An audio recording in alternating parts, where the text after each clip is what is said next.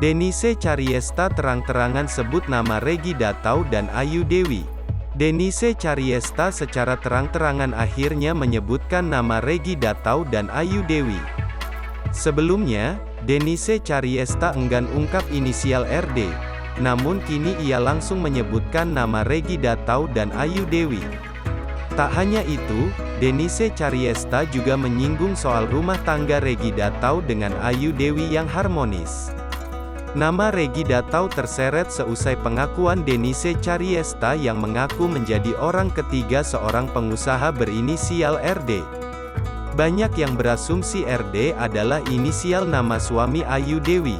Keduanya pun terus dikaitkan, bahkan Denise tak henti membongkar aib RD saat selingkuh dengannya. Kabar terkininya, Denise baru-baru ini mengakui ia sempat mengandung anak RD bulan Maret lalu.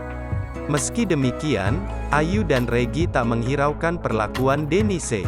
Lantas, Denise pun langsung menyebutkan nama Regi dan Ayu secara gamblang di media sosialnya. Lanjutnya, Denise pun menyindir konten Ayu dan Regi yang memperlihatkan keluarga bahagia. Ia pun membandingkan dirinya dengan Ayu.